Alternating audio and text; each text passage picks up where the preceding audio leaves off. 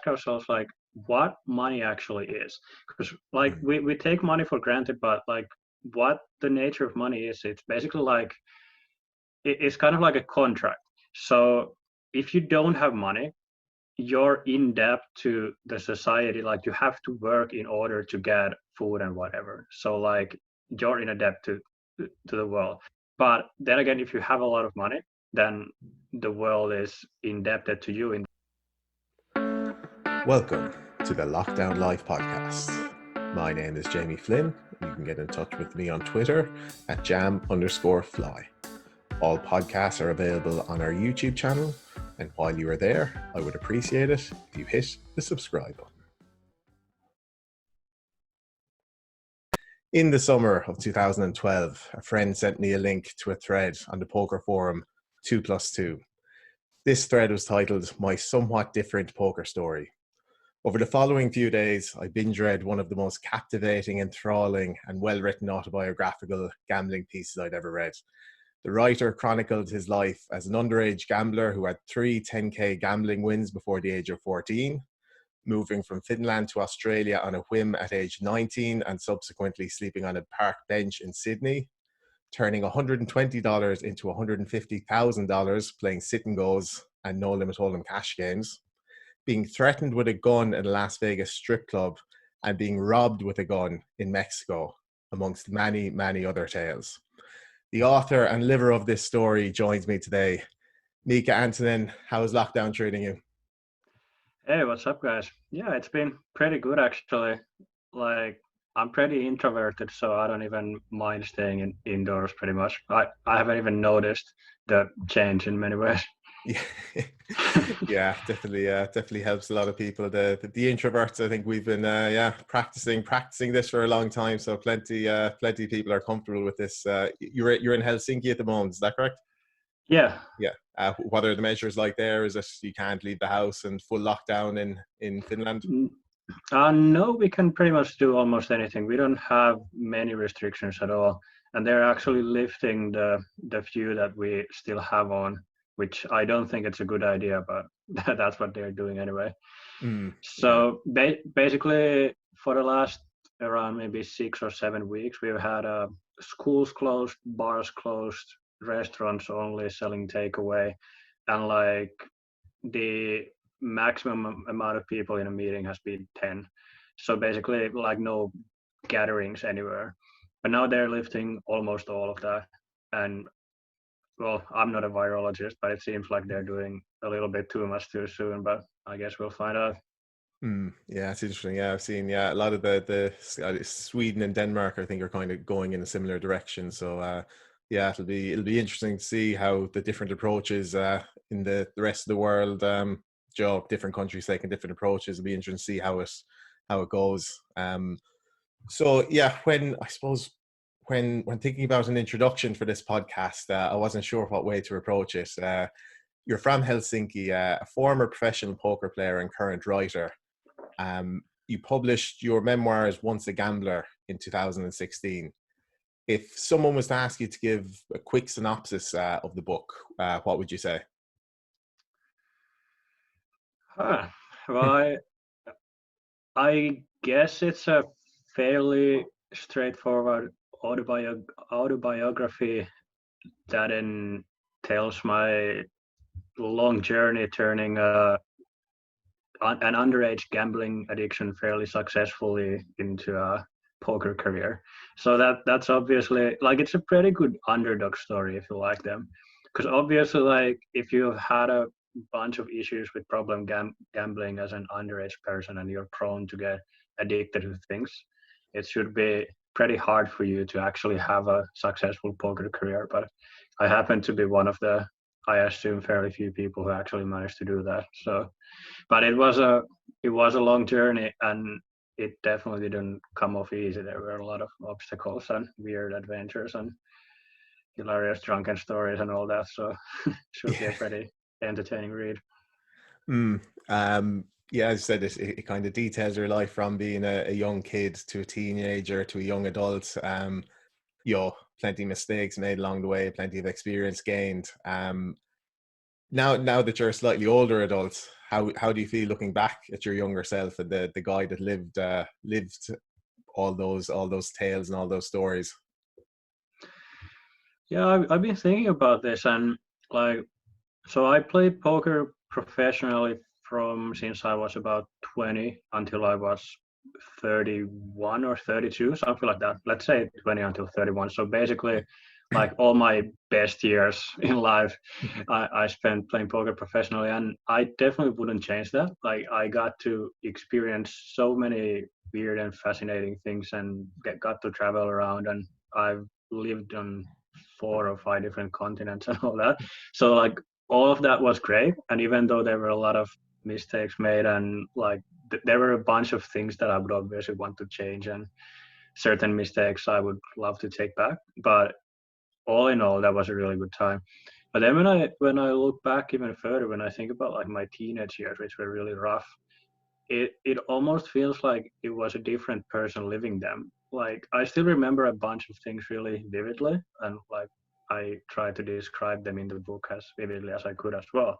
But I just like it's really hard for me to put myself in the shoes of the teenage me. I just can't connect with anything at all. I'm like, how could you let this happen? Like, how could you let gambling be such a big part of your life and all that? It just seems like it was a parallel universe or something, or like I dreamt the whole thing pretty much. Interesting. Yeah, I think when kind of writing an autobiography at that age, yeah, for you, is it very much that kind of part of your life is firmly closed and over, or do you think is there still some crossover between kind of the person you were as a teenager and kind of younger man and the person you are now? Um, I would say that for the most part, I'm actually like a very different person than I was back then.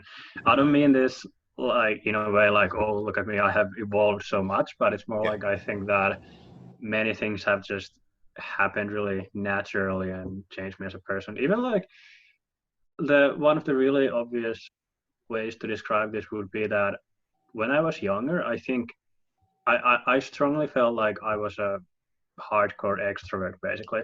I'd say that if you ran a poll with like all the people I went to school with, I'm sure that like literally 100% of them would say that, yeah, that guy is an extrovert.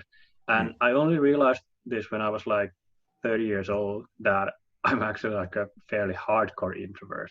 And this just never occurred to me. So I would like my inner battery would keep draining and draining and draining because I would put myself in social situations way more than I actually should. And only when I sort of gave up the poker circuit and started living a more, let's say, normal life, and as a result of which just started seeing less people, Mm. and all of a sudden I found myself having so much more energy. And I think that applies to almost everything. It's not so much that it's not like you grow up and then you just all of a sudden decide that, okay, I'm not going to be a teenage idiot anymore, I'm going to be a smart responsible adult. It's more like it just happens to you naturally because you learn things about life without really trying to learn, Mm. just through experience. Yeah. Would you say those kind of learning curves that you dealt with, were they was it quite a gradual thing, or do you think was there many kind of big moments or big instances that you know changed you, or taught you some of these things that you feel you needed to learn?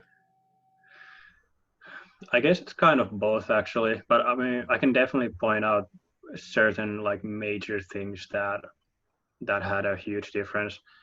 I guess an obvious one would be that like when I was gambling as an underage person, I didn't really have any grasp of like what expected value would mean or anything like that. It was more like I was just gambling for the gambling.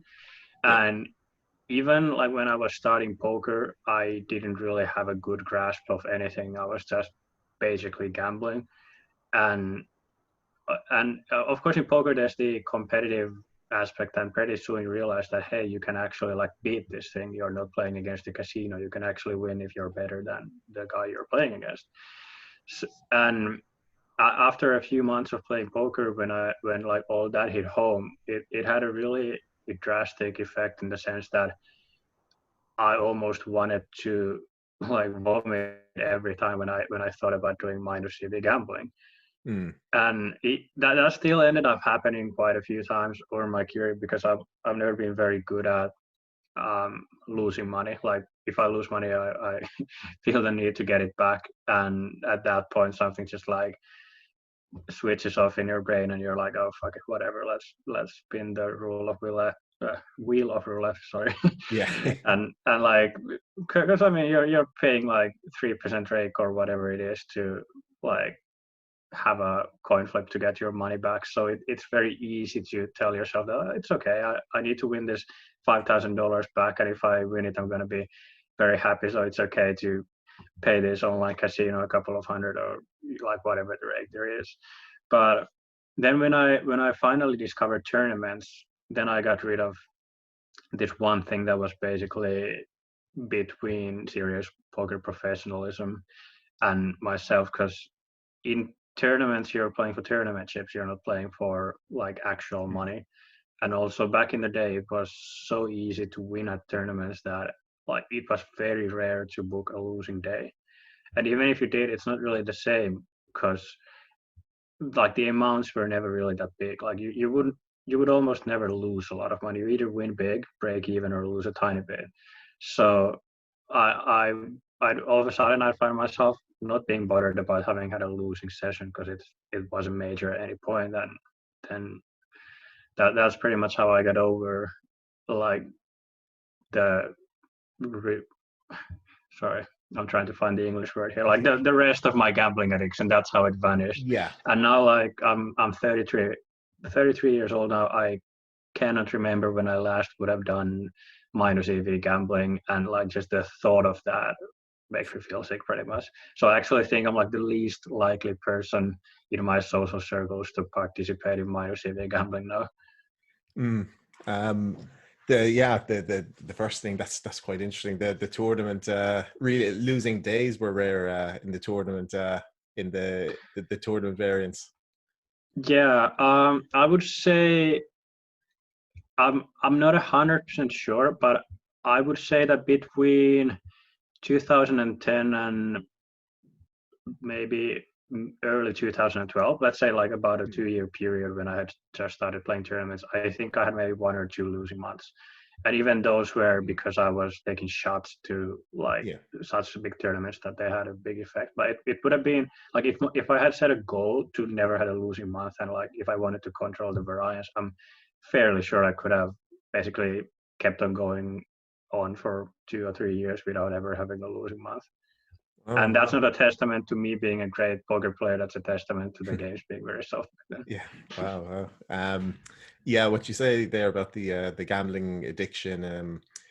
Yeah, it sounds like initially it was, as you said, a draw to the action and the kind of the buzz of the gamble, and then the more, so whatever part of your brain that is kind of operating in, then the more logical part, the more logic you try to apply to things, you just eventually, as you said, you got to the point where you now feel sick if you're going to place a minus EV bet. Definitely something I can relate to, where you I think that when you're striving to get all these plus EV opportunities and you're really fighting for every single edge and trying to make the most of every opportunity, that the Yeah, thought exactly. of placing a minus EV gamble just doesn't sit well with that part of your brain. And I think that kind of the gambling side of the brain is always there, but getting to a point where the other side of your brain just overrides that. I definitely found myself that's the best control I've had for kind of trying to limit those gambling urges. As I said, time to time it can still come up for me, but definitely that's the big thing. I said now, if I'm drinking in Vegas, putting money, I might put money on a roulette table, but it's literally, really don't have any interest putting kind of any amount on, because it's just the thought of putting kind of hard-earned money into this minus EV game is just something that really, really doesn't appeal to me anymore. Yeah, and I actually think that like, let's say I went and played roulette, just one spin, red or black, I place €100 on that spin. I think that comparatively, I would feel a lot worse if I lost the €100 than I would if I happened to double up my money, because I would feel like an absolute idiot about like breaking all my rules and all that if I lost, and I'd feel like fairly upset with myself. But if I added €100 to my net worth, I'd be like, yeah, okay. Yeah. But I would, it wouldn't be a joy in any way. Yeah, Yeah. I can totally relate to that as well. I think, and again, trying to always kind of remind yourself of that, or understand that in 5 minutes time after this spin is over, I know that it's not an equal payoff. If I lose, I'm going to feel a lot worse than if I win. So I think getting that straight in your head, I think, is a very, very important part of the kind of the gambling, how the gambling kind of gene works in the individual's head. Want to speak? I do want to speak about your writing and kind of your post poker career at some point, but just want to speak a bit about your poker career. We know poker is such a unique job and way of life, and even the term professional poker player can mean so many different things. You've live pros, online MTTs, staked players, sponsored players, all this kind of stuff. There's so much more to being a good poker player than just playing poker well. From your experience in the game, what advice would you have for some of today's professionals, not even from a kind of technical skills point of view, but just an overall approach to poker? Well, I think the best advice I would give would probably actually be to those who are considering going pro, who are like sort of halfway there. Because I think that there's one fairly big mistake that people make, and like that's basically, well, it sounds simple, but the mistake at its core is just becoming a professional with a bankroll that's too small. But it's not that simple. Like I think the best way to think of it is to, like, we should all ask ourselves like what money actually is, because like we take money for granted, but like what the nature of money is, it's basically like it's kind of like a contract. So if you don't have money, you're in debt to the society. Like you have to work in order to get food and whatever. So like you're in a debt to the world. But then again, if you have a lot of money, then the world is indebted to you in the sense that they are going to have to give you services and products and whatever in exchange for your money. So basically, it's not as much about how much money specifically you have, but it's also about your need for that money. So I think that bad, but like a slightly winning low stakes player who's living at his mom's basement is actually much better off than a fairly decent low to mid stakes player who's living alone or with a roommate and paying all the bills and paying for their food and all that. Yeah. Because it's just incredibly hard to get your bankroll going unless you have a very large amount of money before you start, or alternatively don't have any living expenses. Like I did this like towards the end of my career. I was basically earning pretty much exactly what I would spend in a month, and this just caused me an absurd amount of stress, because nowadays tournament poker, it isn't what it used to be. Like you can still have a fairly steady income. I'm pretty sure that with like absolutely perfect game selection, you might even never have a losing month, although at that point you would be giving up a lot of EV because you'd only be playing tiny fields. But anyway, what I'm trying to say is that like if you're struggling to make ends meet, it really isn't worth it to be playing professionally. Like let's say that your living expenses are €2,500 in a month, included everything. I just don't think it's worth it to play poker to earn let's say 3,000 a month on average. It sounds nice, like yeah, I get to choose all my own hours. I'm saving 500 euros per month, and I might get better at poker, so my earning potential might become higher. But the reality of that is that you're going to be struggling so much month to month to month, and even if you have 1 month when you don't manage to win your living expenses, like you're already sinking, and it's really hard to turn that around. So basically, my advice would actually be to find a way to have some source of income that isn't poker. Like you could either play poker as a hobby, or you could play, like, depending on what your profession is, maybe you could work 15 hours a week doing something else and then fund the rest of your life with poker. Like it's just such a mental burden knowing that you have to win money to pay your rent. And even if you have, let's say you have your bankroll is 10,000 euros, like that's your life roll. So it would seem like, yeah, okay, I can afford to have 3 months when I earn zero, and then if that happens, I can just go and get a job. But it's a situation where it's going to be very hard to build your bankroll, because Yeah. you're just going to have to be withdrawing all the time. But let's say that you're working at some random job 15 hours a week or whatever, you're earning enough to pay your rent and your bills, and, like, let's say half of your living expenses, like all the necessary ones, without poker. I think at that point you could still play probably 30, 40 hours a week. I mean, in these lockdown situations, you could still play 80 hours a week, but even normally you could still play pretty much as you like, but you wouldn't have to stress about money, because you would already have paid for all the other expenses except for, like, food. And if you're and you know, if you're not winning much that month, it's okay, you can eat cup noodles. Like Yeah. you can keep yourself going without ever really draining your bankroll. But I think it's like the core expenses, the mandatory 1,500 a month, or whatever the situation is in your country. I think that's the point that you need to sort out in some way. Like either you have to have such a huge starting bankroll that you can just pay your rent for like 2 years in advance, or alternatively you need to figure out a way to have it paid before you even start playing. Hmm. What do you think? Some people might say that poker is so competitive now that they'd struggle to compete, not going at it, completely 100%. Do you still think it's possible to be competitive and make money even if you're not dedicated to the game fully? Because obviously you're going to be competing with some people who are, playing and studying, 50, 60 hours a week. Yeah, I think that it's entirely possible, at least in MTTs, but like the threshold of how much you can earn per month without like really dedicating more or less your entire life to poker is just going down and down and down.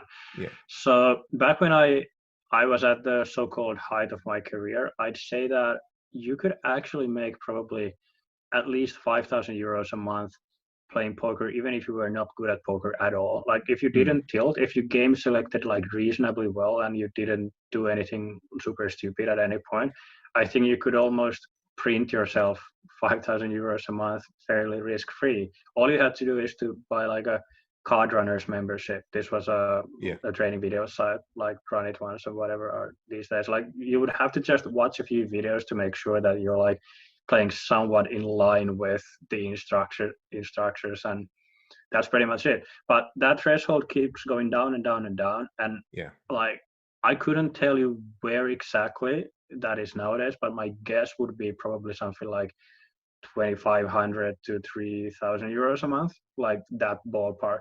So I mean, I realize that the wages in Finland are really high, so this may not be comparable to everybody, but if you're earning this, like if your earning potential in poker is the same as it is working any other job, I just don't think that Yeah. doing poker as a job is worth it at all. But a quick interesting point about that is though that in third world countries it's very different. Like let's say that you live in country X where the average monthly income is like 500 euros. You Yeah. could very, very, very easily earn like 3, 4, 5 times more than your average countryman with very little risk playing super low stakes tournaments. So I just don't think that poker as a career is a very viable solution in the first world anymore if you're starting now, unless you're basically talented. And I think you'll find out pretty quickly whether you are or not. Yeah. I've said it before that I think if poker is if it's a good decision to become a professional poker player right now, chances are, as I said, especially if you're living in kind of a first world country where the wages are reasonably high, if it is a good decision to become a professional poker player, there's a very good chance you're better off using your skills elsewhere, because it's so tough to you need such a wide skill set to be a good professional poker player now, that often it's not the best use of your time, your talent.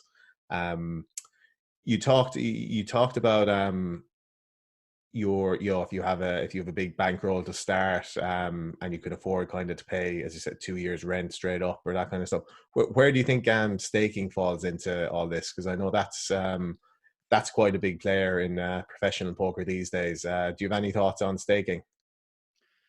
Yeah, I mean,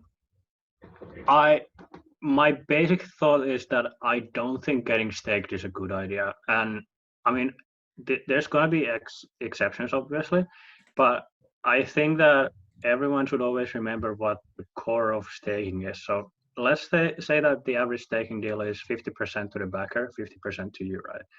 So let's do a cash game example. I know that most people get staked for tournaments, but it's the same exact principle in tournaments as well. So let's say that you can either play 1-2 no limit on your own money, or you can play 2-4 no limit staked. Why on earth would you possibly want to play 2-4 no limit and give half your winnings away? Because like it's literally impossible for the game that's twice as big to be easier than the game that's much smaller. So like you're absolutely giving up money doing that. So that's the core of things. Obviously, there are enough factors that can like affect this equation, but it still doesn't change the core of that.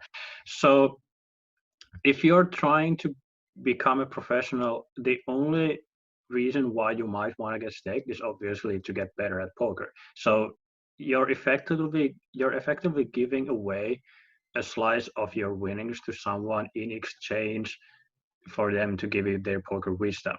I don't think almost anyone in the world should become a poker professional unless should become a state poker professional unless they are getting coaching in exchange. And this can be very effective because obviously when the staker / the coach has your financial interests in their mind, they should give you all the information they have. And there are definitely some very successful staking groups where the players have earned a lot of money that way, and it's been worth it. But for every success story, there are going to be so many stories that have failed.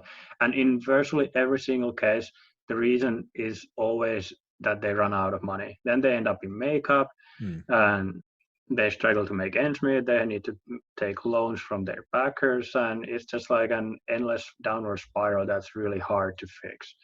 Because then when you're like 100K in makeup and you finally bink that Sunday million, you're like, oh shit, by the way, I still didn't make any money. Yeah. So like, again, this mainly just comes down to whether you're playing poker professionally or not. Let's say that you're working 20 hours a week doing something else. You're already paying your bills, and then someone wants to back you and coach you. I think that's a completely fine solution to do that at that stage, because there's like no really risk involved. At that point, it's almost like a hobby. Like you have to earn so little per month to make ends meet that it's not going to be hard anymore. Or even better, if you're working full time and you can somehow find someone to stake you, even if you're playing poker, like part time or whatever.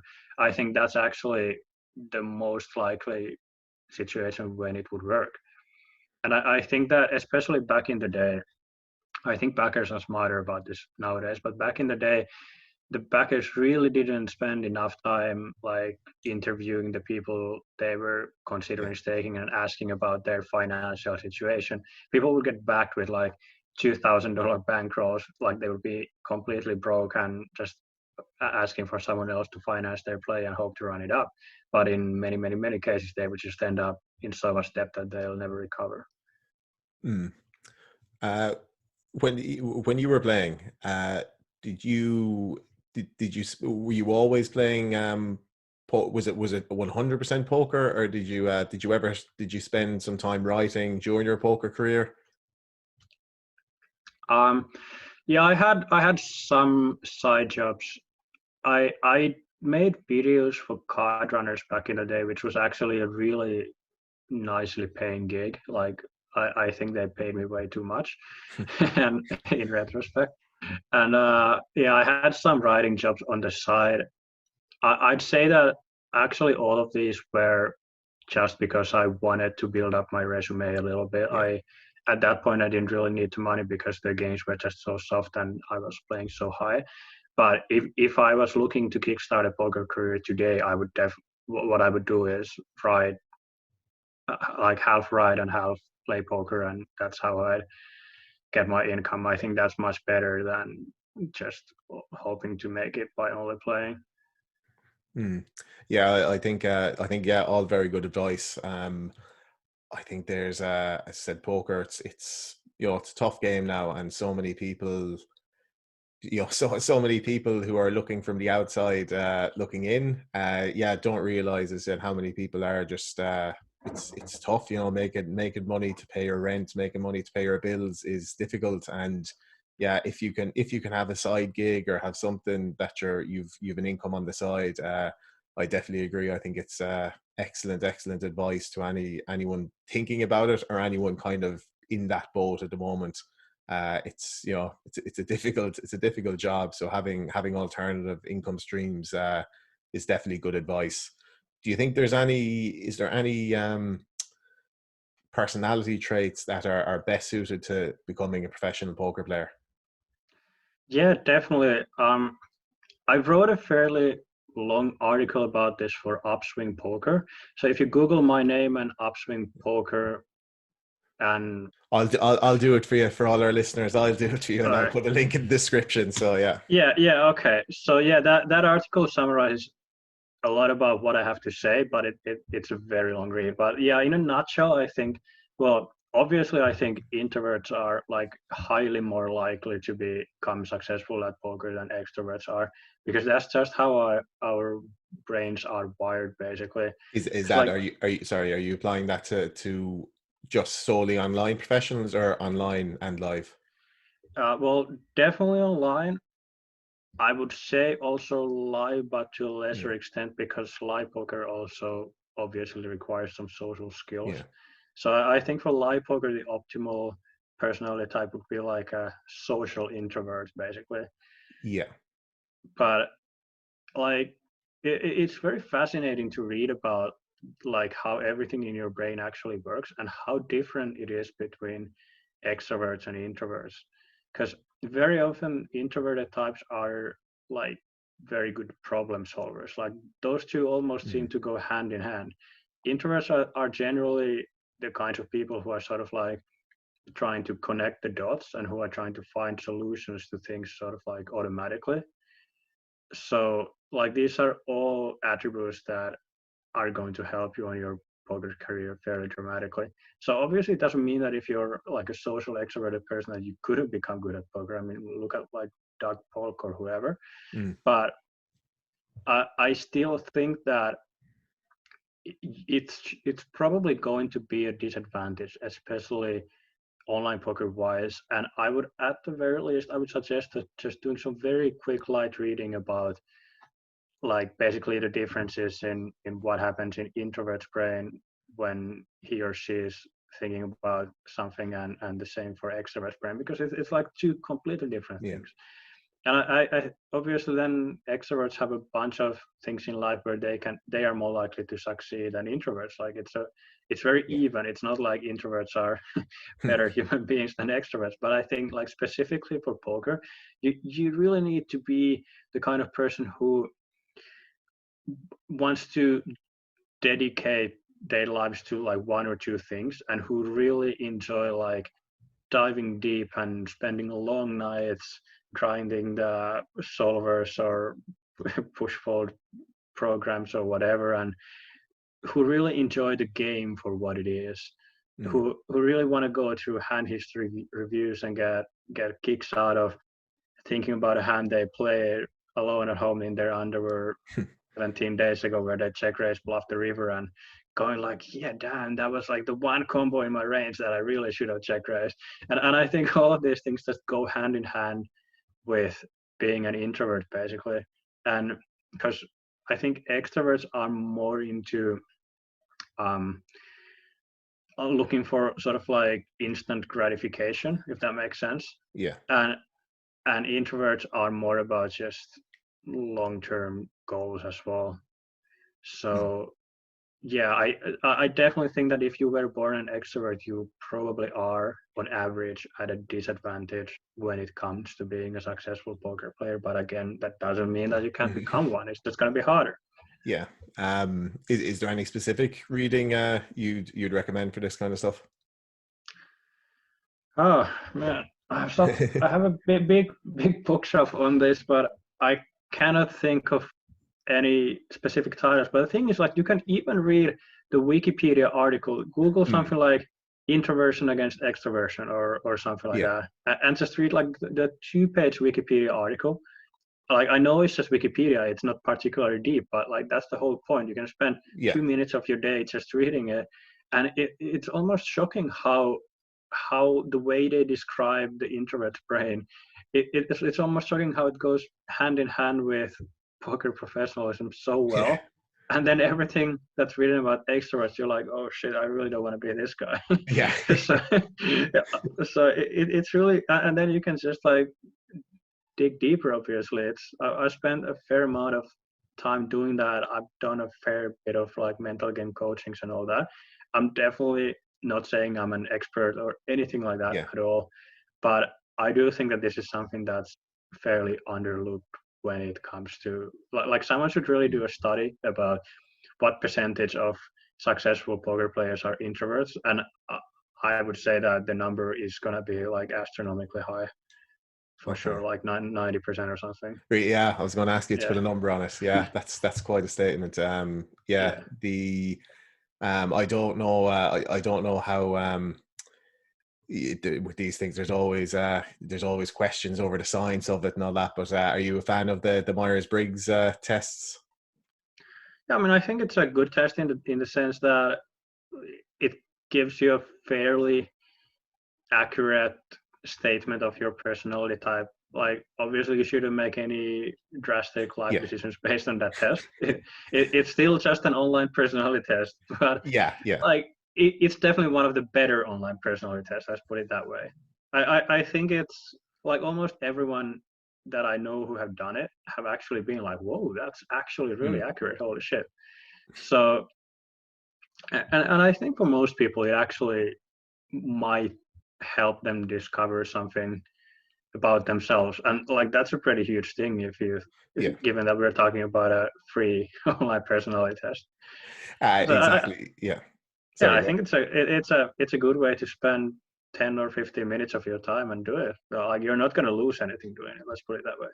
I know this is starting to sound like I'm giving people poker career advice based on personality tests, so that's not what I'm trying to say at all, but I still think it's a worthwhile thing to do, and it's a good nugget of information to receive. Let's put it that way. I think that's why, anytime you mention any of these kind of things that aren't Harvard professor peer reviewed and all this, there's always going to be someone that says, oh no, that's not correct, or that's not right, or this is this flaw.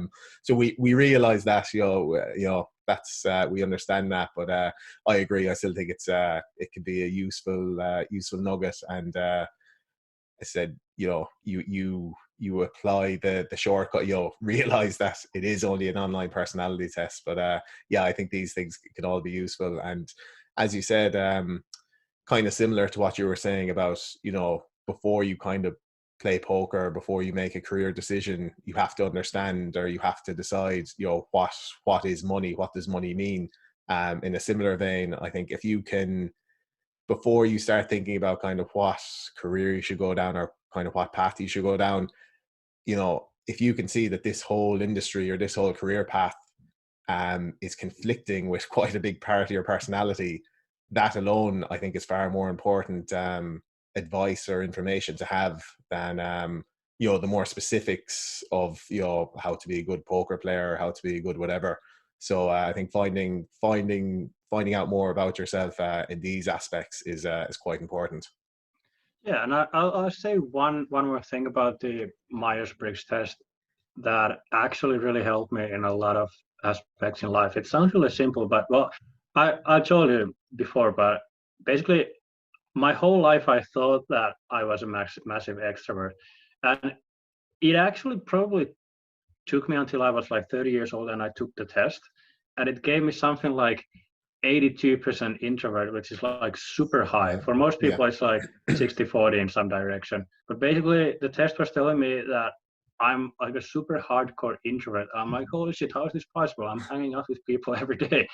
And I think even at that point, almost everyone that I know would have said that I'm definitely extroverted and definitely not introverted and definitely not as hardcore. But then I sort of like I took an interest in that, and I started like monitoring like how tired I get. I mean, mentally tired I get after like hanging out with people, and like how it affects my life if I socialize a bit less. And I actually found the results to be like fairly dramatic.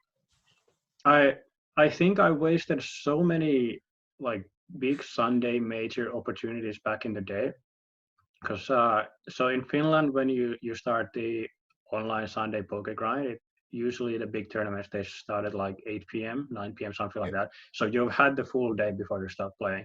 And I would always hang out with people all Sunday. I would go on like brunches and I would hang out with friends, and like I would have met like 7 different friends before I would start playing. And I would already be mentally super exhausted, but I just wouldn't really realize it because I was so like caught up in my own way doing that.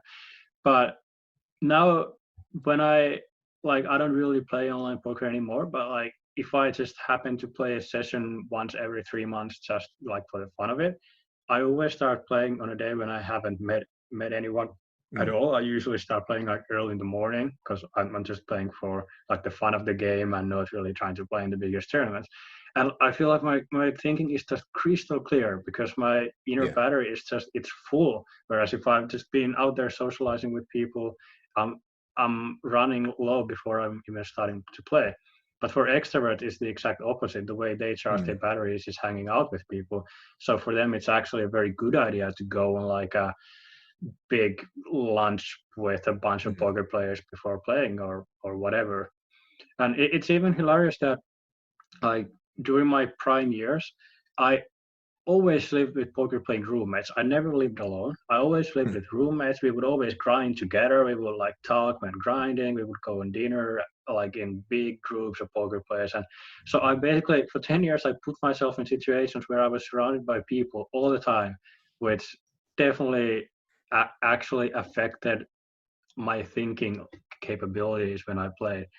I don't mean to blame that on not becoming the next live, by the way, but I do think that that definitely had an effect, and I only noticed that after I sort of started experimenting with living a bit more of an introverted life, and I just have so much more energy, like mentally and also like problem solving wise, you know. How do you think that applies to your kind of current life of writing now? Do you find if you're in a good kind of writing zone, is it better if you're not hanging out with people that day, or do you find that applies to writing as well? Yeah, and I think that applies to almost all writers, and I would also claim that a very large amount of writers are introverts as well. Because like if you think about the average novelist, it's usually a guy who spends his time alone writing at home and like thinking that taking it easy and thinking about things, and instead of like socializing and writing on their lunch breaks or whatever. Yeah. I think yeah, I think writing, and you see a lot with kind of like comedy writers or sitcom writers as well. I think even though they're very funny people, I can't remember who said it, but the idea was basically that the difference between kind of an extroverted and an introverted comedy writer. An extrovert is more likely to kind of engage in a situation, whereas the kind of the introvert much prefers to kind of write the funny joke about it or sees the kind of funny side of it, which I Definitely. think I think makes a lot of sense. Do you feel when you're kind of when you need to draw inspiration from different places, though, do you think being social, being interactive with other people, do you think that affects it, or do you think they're unrelated? It affects it definitely. Yeah, I think a good way to put this would be that. So I have this one friend who's a stand-up comedian, and like he's a very sharp dude. He's very extroverted, and so he's that guy that who comes up with a funny punchline in 2 seconds. So when Yeah, you're talking to him, he always finds a way to say something funny, and I'm always like just watching him in awe. I'm like how did you come up with that so quickly? yeah, Whereas usually like if I meet a new person, I think I'm always like a very underwhelming person to meet because I never come up with anything particularly exciting in the moment. But then like 2 days later, randomly when I'm like buying groceries, all of a sudden like a discussion I had 2 days before pops into my head, and I'm like, oh, that would have been a really smart thing to say there. But then yeah, maybe that ends up in a book or a screenplay or whatever. yeah. So it's like it's not wasted, but it's just this is one thing about being an introvert. I don't think we are particularly fast thinkers necessarily. It's more like we like to brew things in our brains, and we only realize stuff much later on than the extroverted people who are very talented socially. Mm, yeah, the jerk store called that kind of I don't know if you're familiar, the Seinfeld reference. No, No, sorry. George Costanza moment. Yeah, he kind of similar. He comes up with a comeback like days later and tries to work it back into conversation. So yeah, I think everyone can kind of relate to that feeling of Yeah. yeah, you think of something like that would have been a really good thing to say at that time. How's the transition been going from poker player to writer? Do you see it? Do you see it as that kind of clear of a transition, or is it more kind of a gradual? Was it more of a gradual thing for you? No, it was actually very clear. Mm, I quit poker. I played my last poker session on, I want to say, the last day of February 2 years ago. So it's been like 27 months roughly. And I yeah. started on a new job on the 1st of March. So I had no days off. Okay. And that was it. That was it. It was really over. And but the thing is that I had been looking, well, might as well just tell the whole story. So Yeah. I've been looking to get out of poker for quite a while. I'd say that for the last maybe 2 or 3 years of my poker career, it became increasingly obvious that it wasn't really going anywhere. Because I Mm, back in the day I used to play very high. My average buy-in in MTTs was probably about $100, mm, and it had been going down and down and down. And I was basically, like I said before, I was earning roughly what I was spending, but it wasn't as if I was running super bad for 2 years straight. It was just very obvious that my expectation wasn't making 10,000 euros a month. My expectation was probably fairly close to what I was actually making. And at the same time, I turned 30. I was, I think, 31 when I quit eventually. And the only reason why I didn't manage to quit earlier was that I just hadn't figured out what to do. Like I wanted to maintain a lifestyle where I had a fair amount of freedom. And in Finland, there just really aren't a lot of writing jobs. We have exactly one magazine in this country that I would enjoy writing for, I think. mm, And the business is super, super tiny. Even if you're like the second best writer in Finland, you're probably earning very little money. yeah. So there wasn't really any opportunities in that regard that would have made it like a smooth transition. I was still basically doing better playing poker than I would have been trying to Mm, find some shitty writing job that I really probably wouldn't have enjoyed at all. So I just I was struggling to find a way to get out of poker because I knew that I wanted to replace it with something. I didn't want to just like quit poker and then end up floating, thinking about my next move. I wanted to have a plan in place.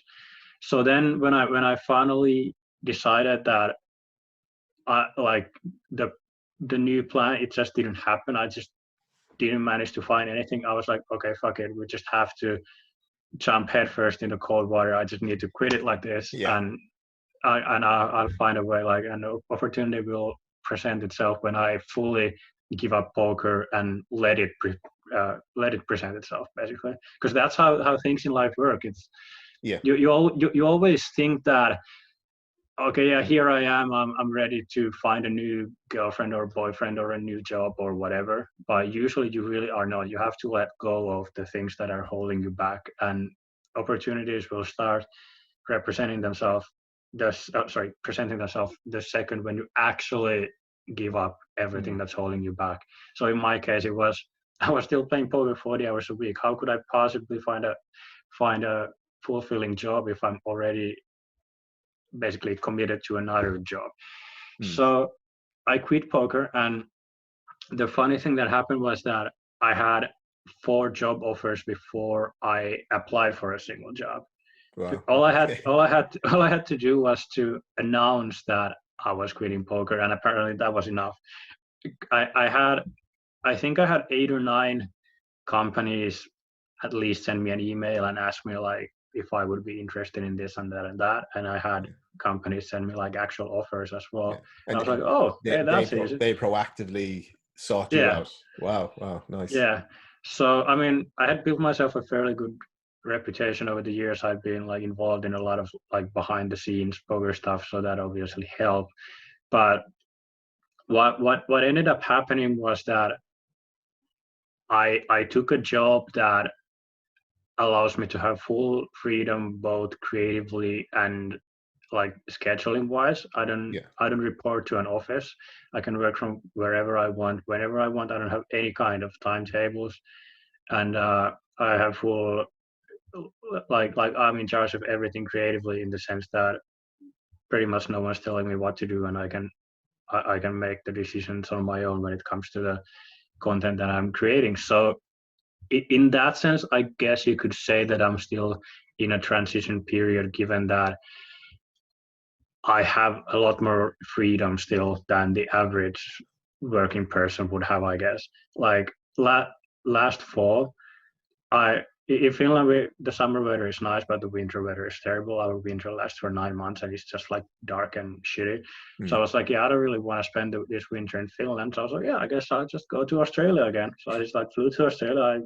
I worked full time from Australia for about 3 months in the winter. I did my job from like the middle of a rainforest and like from the middle of the outback and tropical islands and stuff like that.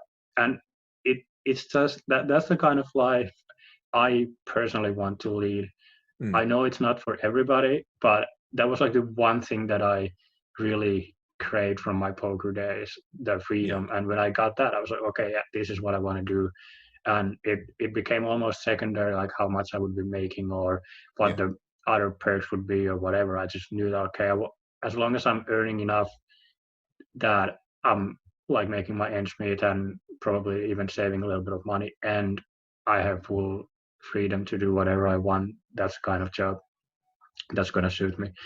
So that's how I started my post poker life. And I think pretty much from the first or second day on, I immediately knew that it was the right decision. I was like, yeah, I should have done this 3 years ago. It was so obvious. For the first time in 3 years, I started sleeping well. I just didn't know what sleeping well was basically before I started sleeping well again. I felt so much relief. This sounds like I'm just spitting out like stereotypical stuff about giving up poker, but like all of that actually happened. It was just completely crazy. I had so much more free time to do all kinds of stuff that I never did when I play poker. And the key thing is that when you play poker, you're sort of always on the job. Even when you're not playing, you're thinking about playing. you're feeling guilty about not playing. If you're going to a birthday party on a Saturday, you're like, ah, shit, if I go to this birthday party, I'm spending 100 euros in drinks and I'm missing out on juicy games. Whereas if I stayed at home, I would earn 300 euros or whatever. And like, so it's a lifestyle that takes its toll on you for sure. So now all of a sudden I'd work for maybe 6-7 hours, and after that it's 3 o'clock in the afternoon. I'm like, holy shit, I can do anything I want.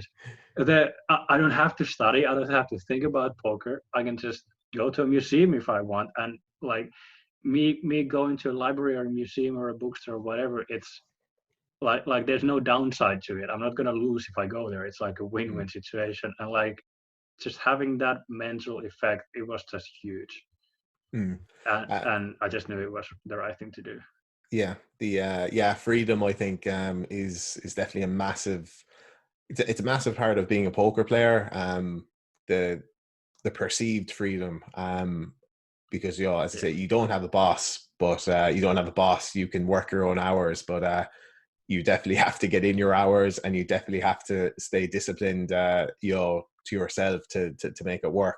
So yeah, I think the freedom can often be overstated in poker, and definitely the constantly thinking about the game, all that kind of stuff. I've definitely found myself, even now during this lockdown, I've started playing a bit more kind of online than I had been in previous years, and that thought is crazy, where you're like, there's games on right now, and I could be playing those games, and you just don't have a moment off. You're constantly thinking about them. Do you think, you said you kind of, the last day in February you finished poker, first day of March you kind of started your new writing career. Do you think that advice is contrary to what you were suggesting earlier with regards to kind of playing poker, having kind of keeping your finger in the two pies of having kind of a side income? If someone said to you, maybe you should, instead of playing poker 40 hours a week, play poker 20 hours a week, so you have a little bit of income, and try and work on writing on the side. Do you think that would have been fair advice? Yeah, like if I wanted to keep poker going, I think that's what I should have done. But I was just looking forward to getting out of poker entirely. I sincerely wanted to quit, so it was just an easy decision for me. But yeah, that's one thing I could easily have done as well. I could have kept on going, like half poker and half writing. Yeah. But yeah, I guess I'll add to that I always had fairly big aspiration when it comes to writing in general. So I never wanted to be just like a random writer. I wanted to be the guy who writes the next great novel. I wanted to be the guy who writes that amazing screenplay that becomes a hit TV show or whatever. I'm not saying that's realistic, but that's like, those are like the actual goals that I ever wanted to achieve in life. They've always been bigger goals than anything poker wise. Like I'd be lying if I'd say that I never wanted to win the WSOP main event, but I don't think there's been at any point in my life when I actually wanted to win the main event more than I wanted to screenwrite the next TV show. Let's put it that way. Even that, I know that winning the main event would mean a lot more money, but I just don't care about money that much. So one very crucial thing that also happened when I quit poker and moved to writing was that I found free time and also free mental energy to work on other writing projects, like let's say passion projects. All of a sudden I had a bunch of time to work on screenplays and work on novels or whatever, and like try to make bigger things happen. Because the thing is that when you're playing poker, it's so consuming. It's not only time consuming, but it's also energy consuming, and it's brain energy consuming. Like we all know it. If you play poker for 10 hours straight, like good luck trying to write anything halfway decent after that. It's just not going to happen. Like during my peak years when I played 12 hours a day, it was when Breaking Bad was airing, and the new episode would always come out, I think, like late Sunday night. So basically when you quit your poker session, you could download it, stream it, and and I watched it immediately. But I always had to had to wait until the next day when I wake up because my brain would be complete mush. I couldn't watch it. Like it's too high quality TV. I couldn't watch it until I had slept. So basically, when I completely let go of poker, all of a sudden, for the first time in 10, 11 years, I had a realistic chance to work on like all those bigger writing aspirations because now I actually had time to do it. And what's better, I already kept so much, spent so much time writing at my like actual day job that Yeah. my brain would be focused on writing related stuff all the time. So in the same way that I used to think and breathe poker 24/7, I would now do writing 24/7, and that would assist reaching those bigger goals as well. Mm. Yeah, I had read your two books or two volumes of your book. They were very good. I was looking at them over the last few days just in preparation for this, and in the you mentioned how you you could be playing poker, trying to put your opponent on a range of hands, and in the back of your head is, oh, this is the perfect end to this paragraph, or this is how I should word this sentence. And then at other times you'd sit down at your laptop and you'd have time dedicated to writing, and you just completely suffers writer's block. Do you find that's happening less now, given that you're kind of fully dedicated to writing? Definitely, yeah. And I think it's pretty common writing advice to always have multiple things that you're working on. That's like Mm. the best way to make sure you don't get writer's block. So even so, for example, right now, May 2020, I'm currently working on like my main job. I have one tiny side project I'm doing for someone. I'm writing a screenplay. I'm writing a novel. I'm writing like 17 different short stories, and I'm writing a book that I got a book deal from with a big Finnish publisher. That's a nonfiction book that's going to be published around this year's Christmas. So I'm working like all these things at the same time. Yeah. So even if one of these things isn't working out, it's like, okay, fuck this. I'm not going to work on this today. I'm going to work on this today. And I don't think I've had a moment of writer's block ever since I started doing this. Okay, interesting. Yeah. Yes, something occurred to me actually when I read about what you were saying with the kind of poker versus writer's block.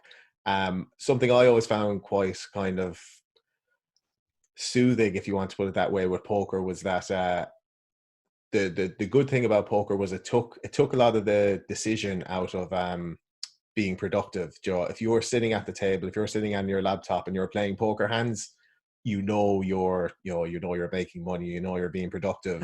Yeah. Whereas with writing, you can be sitting at your laptop and it's not working, or it's not coming, or is that something you can relate to at all? Yeah, it's something that I personally never actually enjoyed that much Mm, about poker. Like I always hated the dead moments. I yeah. always wanted to have as much action as possible. So that was always like the one league that I had. I mean, I had many leagues, but like the one big league I had, even as a tournament player, I would always load up like 30 tables because I knew that I just couldn't take the Yeah. dead moments. If I had too few tables, I would start like spewing out. So uh, I'm definitely one of those people who need to have a bunch of things that they are working on all the Mm, time.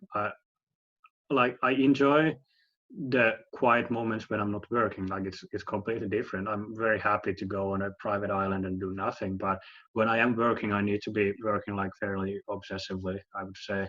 So in poker, it always meant like playing mass volume and like huge yeah. sessions. I would normally play like 100 tournaments a night, when Okay. nowadays I think people play like 70. And it's the same. Like I do very long days writing, but it's not because I would be struggling to make ends meet. It's just because I actually love it so much that it's like Mm, the best thing I can think of to do. If it's the same thing as it was with poker back in the day. Like I worked really long hours. I played probably on average 60 hours a week for 5 years straight, but it wasn't because I like absolutely had to. It's just because I couldn't mm, think of anything better than playing poker. Like why wouldn't I do the one thing that I enjoy the most? yeah. So now it's the same thing with writing.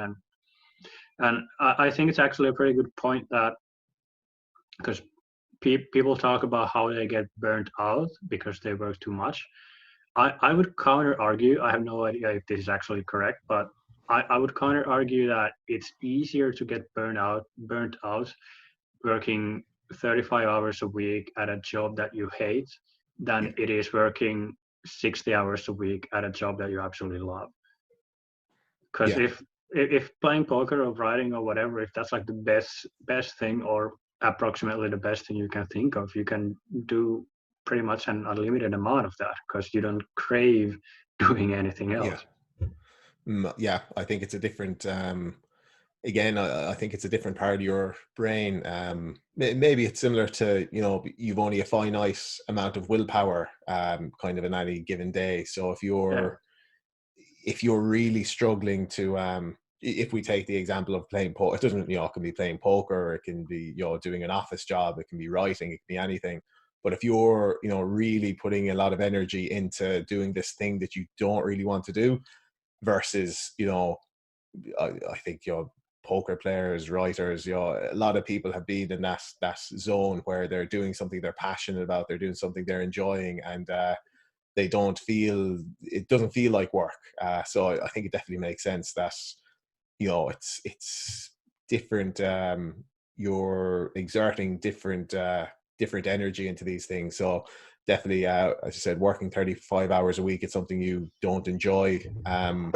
It can definitely make sense why you'd burn out over something like that. Is yeah. there any thoughts you'd like to share with poker players in a similar boat who are considering or in the process of transitioning out of poker? Well, I think it's fair to say that the industry trend in poker is still very much pointing downward. Like I know there's been a spike Mm, because of the virus, but it's yeah, hopefully not going to last forever. So, so in the end, that downward spiral is still going to continue. So I think it's fair to say that in 2021, you're expected to make less than you're making this year. In mm, 2022, you're expected to make less than you were making in 2021. Obviously, for some people, it's going to be different because there are going to be the outliers who become great players and who make more and more money as they become better. But in general, your earning expectation as a pool of poker players is going to keep going down.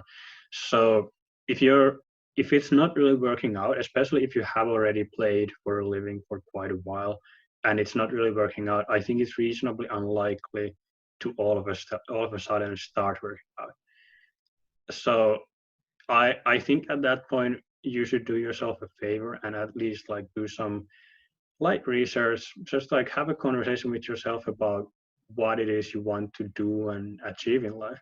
Because I mean, I was really lucky and it was extremely easy for me because I already knew what I wanted to do. I mm, always wanted to be a writer. And like I always said this, I even said this like during my absolute peak years when I was making like 250K a year playing poker, that I want to be a writer, that this is just a temporary thing. I mm, never once thought that I would play poker forever. I definitely wanted to end it on a higher note. I did it. I wouldn't say that I would necessarily change this, but of course I hope that I wish that what happened would have been, let's say I win the WSOP main and I'm like, yeah, okay, screw it. This is, by the way, this is my last interview. I'm gonna quit poker. I mean, that would have been pretty stylish, but I mean, it is what it is. But anyway, it was easy for me to quit because I already knew what I wanted to do. If I had no idea what I wanted to do, it would have been very hard to get away from yeah, poker. But I think that for almost everyone, there's going to be something that they want to be achieving in life, and especially nowadays, because I think that your job on average is actually a pretty big part of your life on average, mm, and like it's how, I'm trying to find a way to say this in English, sorry. um like your work describes who you are more and more and more each day, mm, because if you think back like 50 years or 60 years or whatever, it was more like when you're 18 you need to get a job so that you can provide for your family, and usually you keep that job until you retire. Like your life was following like a very pre-decided yeah, uh, timeline or whatever. But nowadays it's more like a job is actually a part of who you are, and when you're choosing a job, you're generally not choosing it just for the money. You're choosing it to add something to your life. Obviously, it doesn't mean that every day at work is going to be awesome and you're going to love every second of it. I have days when I mean, I love writing, but I still have days when I wish that I didn't have to start writing right at that exact moment. Yeah. And everyone has that. But in general, I think more and more people are choosing jobs that they actually get something out of than just money. So it makes sense, I think, for almost any poker player to at least have a reality check in that regard. Not only in the sense of like where their poker career is going, but also like how long can they delay starting to do something towards achieving the other things in their life they want to achieve. Yeah. Good advice.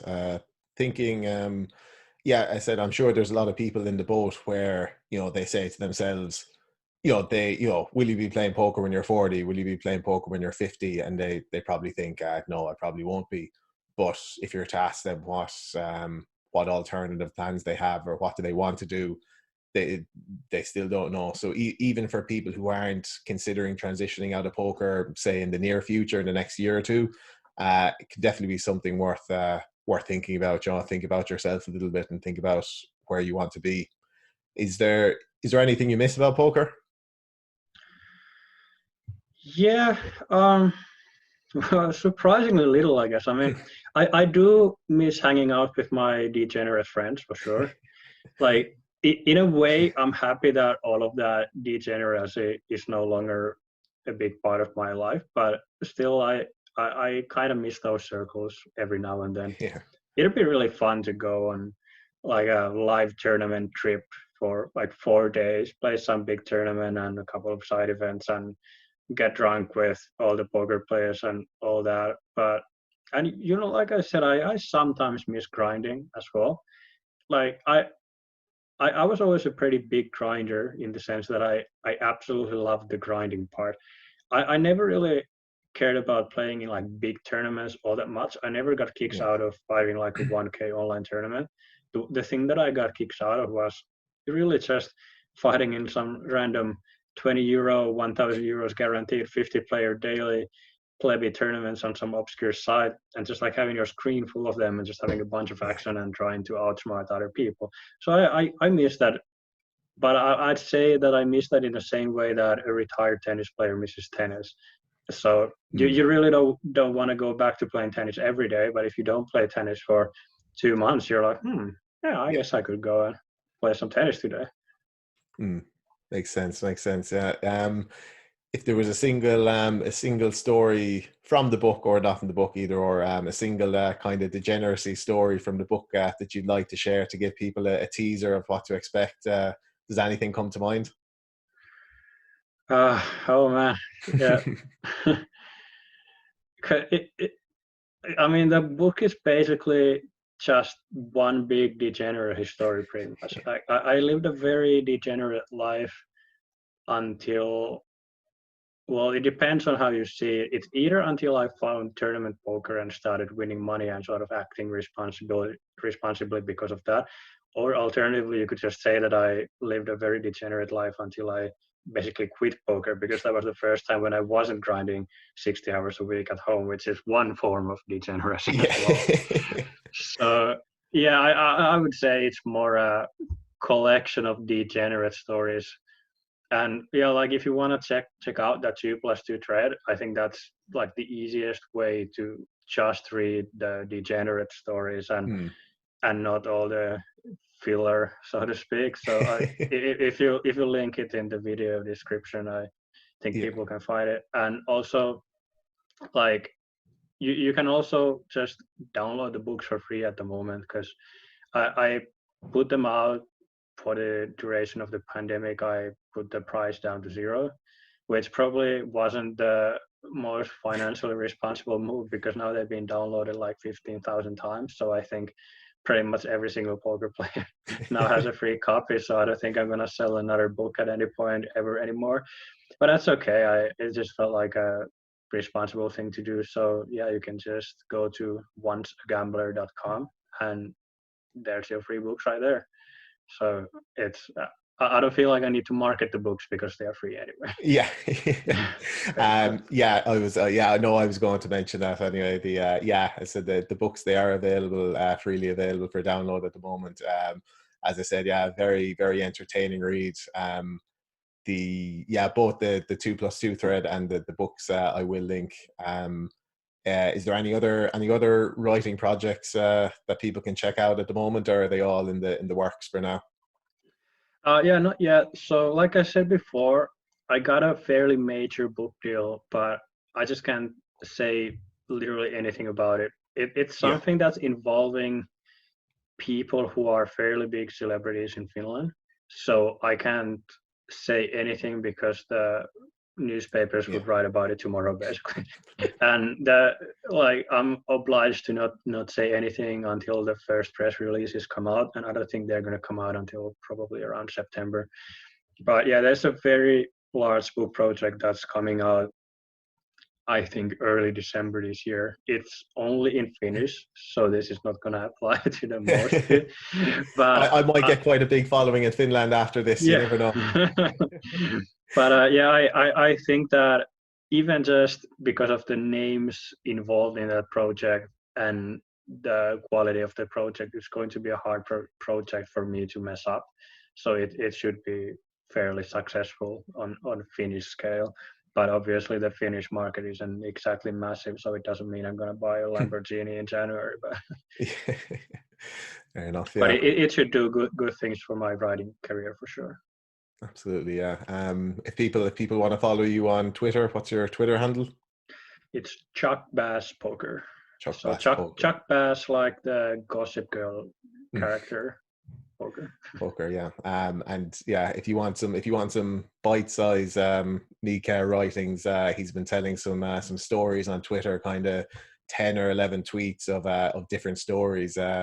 Again, all very entertaining. So if you want a little feeler and a little preview for the kind of stuff he's writing, I'd highly recommend checking them out. Miikka, thank you very much for joining me today. No worries. Thanks for having me. Thanks. Thank you to everyone for joining us as well. You can follow me on Twitter at jam_fly. Please subscribe to the YouTube channel. It really does help. Join the channel. Miikka, yeah. No, I was just like, Oh, subscribe. sorry. Yeah. Miikka, thank you very much. All the best. All the best with your writing. You're, from what I've seen, a very talented writer. So I really hope it works out for you, and I hope you've a successful career. Thank you very much, and good luck with the podcast as well. Thank you. All right, cheers.